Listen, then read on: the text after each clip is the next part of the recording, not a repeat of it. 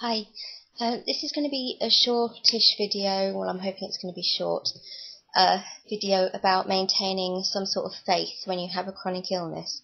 This is mainly kind of a message regarding the conversation I had with Tremia, and I managed to really offend her. So this is I'm sorry I offended you, Tremia. You know how much you mean to me, and I just want to explain a bit more what I meant, rather than you seem to have taken it as a personal dig at you, and it really wasn't. I've grown up in the church. I started going when I was old enough to behave, so probably when I was about 2.5, and I would sit on my mum's lap for a bit or go into the creche and learn about, well, when you're little, the main important lesson that you are taught when you go to Sunday school is how much you are loved by God and by Jesus Christ, and you are kind of taught without the use of the big spiritual words like omnipresent, omniscient and omnibenevolent, all-loving, all-knowing, all-powerful God. They are the three concepts that are kind of drummed into you. The all-powerful in the sense of the story of the creation that's really focused on with children. All of the stories about Jesus in terms of his healing, his his classic "Let the children come to me," that kind of thing for the all-loving. And the all-knowing being kind of the way you live your life as a Christian, regardless of your age, being this idea that God sees everything. And these are the three things mainly that are instilled in you from the time you're tiny and you're able to go to Sunday school. As you go through the years, you kind of learn more about the specific parables and the specific morals of those stories. Still, I've grown up in the Methodist church, so the focus has mainly been on the New Testament rather than masses of Old Testament. Although the layout of all of our services does include an Old Testament reading and a New Testament reading, and it will be in order to convey a single message, really. So, yeah, that's what I've grown up in. When I got up to about 9, my mum gave me the choice of whether or not to come. So I had a couple of months off and decided that I did miss it. So I went back. I then started a new Sunday school setup that was just for kind of teenagers. So we went early, we had breakfast together, we then discussed stuff that was going on in the world and tried to then relate it to what we'd learnt in church, and linking it to Bible stories and the morals that we live our lives by. And in that group Launchpad, we also did a few services, and it was kind of through that I decided to become confirmed when I was 13. So I did that. So I wasn't taking it lightly. And when I was about 14, 15, we did get a preacher in our church who I wasn't really very fond of. So rather than just stopping going, I did take the initiative and start going to a different church to my mum, that was more local to my house, because since then we'd moved house, but we'd stayed with the same church. So I would say that I have been in the church my whole youth. I was also in the Girls' Brigade, which is kind of a more religious form of the Brownies. It's more about life lessons than the activities. All of the badge works split into 4 sections, and you have to complete all 4 sections to complete a year with the Girls' Brigade. So you have your physical, spiritual, educational and service. So although the physical and the educational could have been anything, it could have been learning a sport, and once you'd kind of done that lower down, you'd then go on to coaching a sport or, learning more advanced. circuit training, absolutely anything could come under the physical education. Obviously, as I got less mobile, I just ended up doing more of the coaching badges rather than anything physical. So it was very adaptable.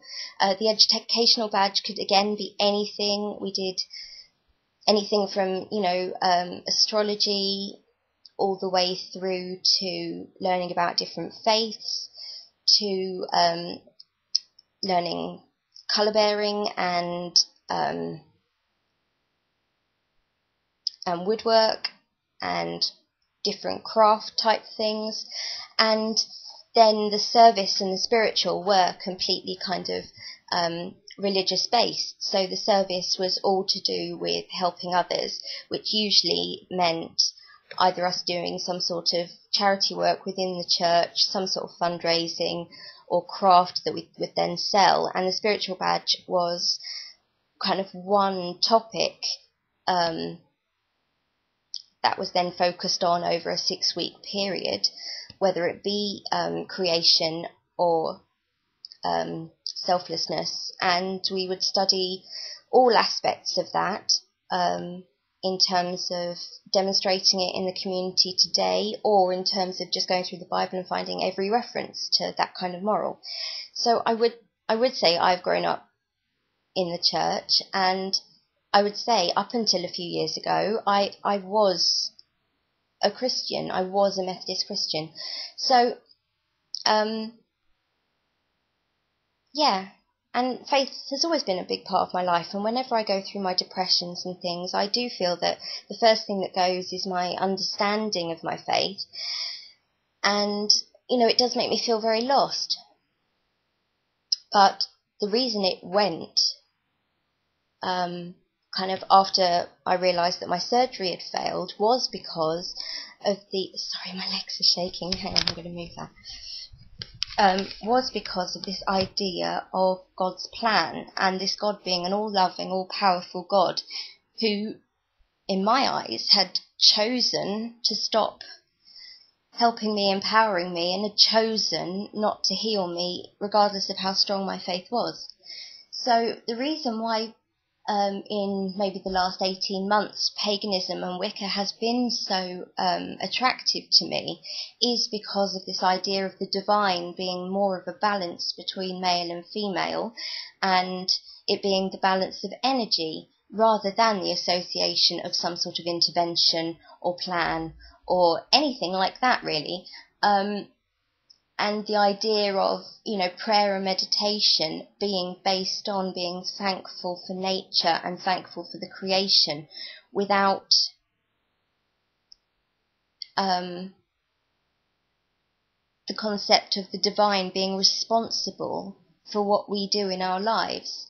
It is more to do with how we manifest the energy that's been given to us to make things happen in our own life. And that is what is attractive about this faith, not the fact that I don't believe that Jesus died on the cross, or I don't believe that God exists. It's the fact that I can't, if I started to believe that this was God's plan for me, then there's a lot of resentment there.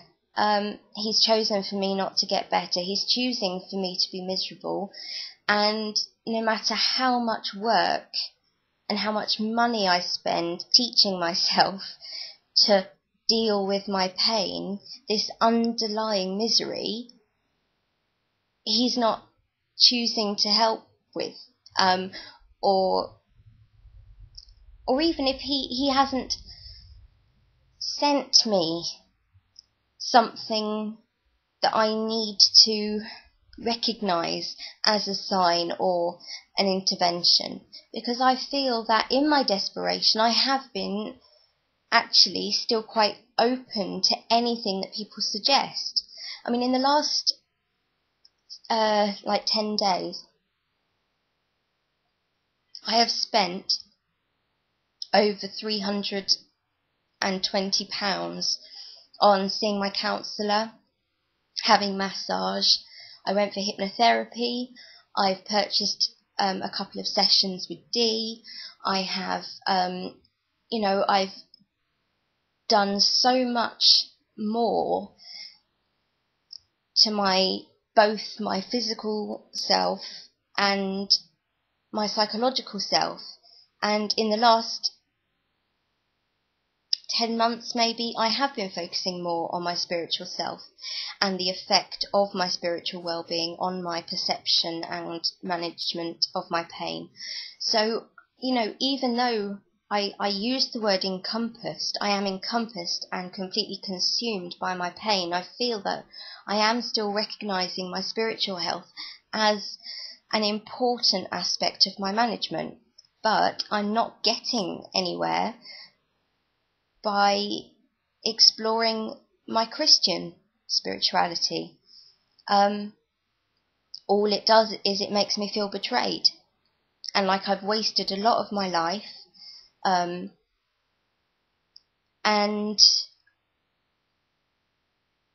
I feel like I am living my life in a way that shows that I'm grateful for all I do have, and the way that I'm not saying this just to say I'm brilliant, but I, give a lot of money to charity, and I give money to causes that I feel would benefit from my money, especially when it comes to considering the health system in America, which is awful. It's awful, and it breaks my heart when I see people that I've watched for months and months reaching a point in their life where their insurance isn't going to cover it, or they can't afford the treatment that they need. And when it comes to medical treatment, I'm pushing the donate button as quickly as I can, because I'm aware of how much, although it's not always effective, the amount of support that I have from the health system in this country. Fair enough, it's all about waiting in line, but I know that, if I got hit by a bus tomorrow, everything would be done for me, without my parents having to worry about the amount of time I'd be in hospital because of the financial implications of it. Or, my parents worrying then, if I died, they would still then be thinking about the medical bill that they'd receive after I was dead. That kind of thing I am grateful for, and I am grateful for my family. And I've said before that how close I am to my mum and how she is my everything. I don't feel that there is an excuse, that I don't feel I'm learning any lessons by living this life anymore. I'm not being taught to be more grateful for what I have, because I think I have always maintained that. I've always been aware of all the good things and the opportunities I've had, and I have always been grateful for my intellect and the fact that I've been able to do something even while I've been so sick. I've still got through my university. I've nearly got through my pre-reg year, even though it wasn't in the traditional sense of how you do it. And I do have this drive and motivation that, that's come from somewhere. So I don't feel I'm learning any lessons by waiting for something to happen from a God who's supposed to heal those who are faithful to him.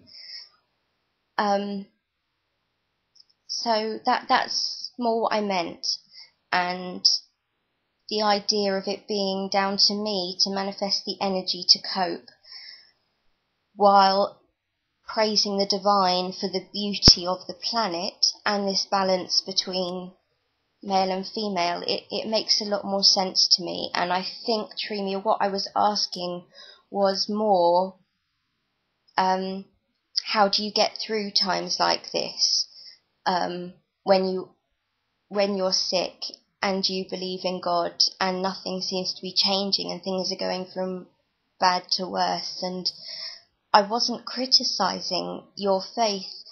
Honest, I wouldn't do that to you, because I remember when I was as secure as you were. I do. It was just times were very, very different, and I've had chronic pain to some degree now for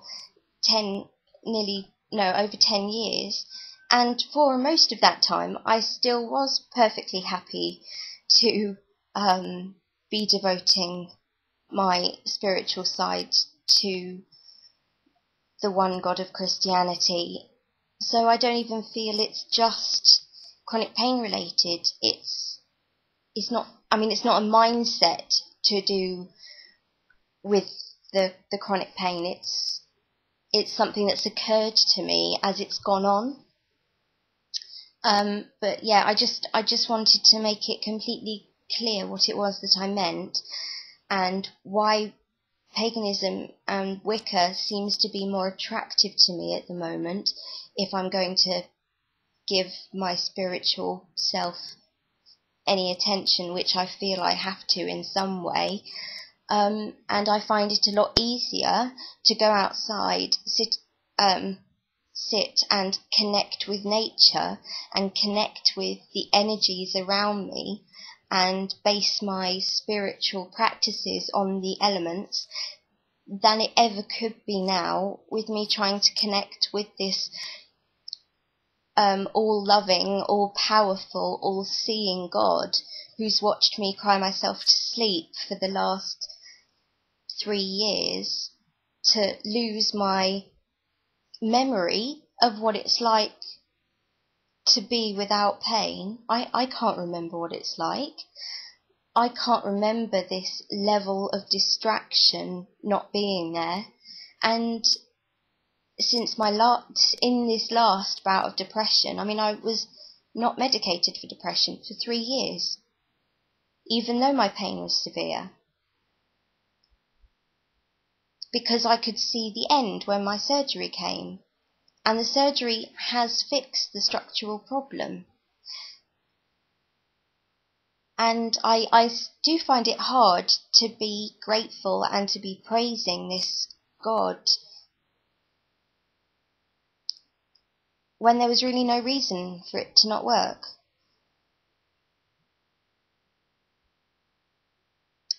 That's what I meant anyway, and I hope this hasn't hurt us, and I'm sorry if that's not the way it came across when we spoke the other week. So I'll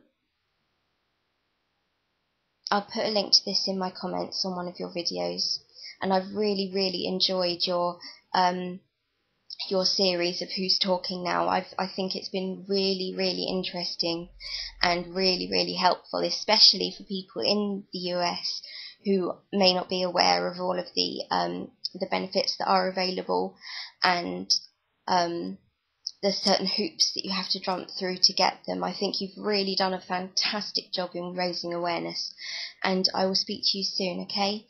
Everyone else, I hope you've still found this interesting, or I don't know, whatever, even though this was for a specific purpose. So I will speak to you soon. I might do another video now on one of the topics that I wanted to cover last week. So I'll speak to you soon.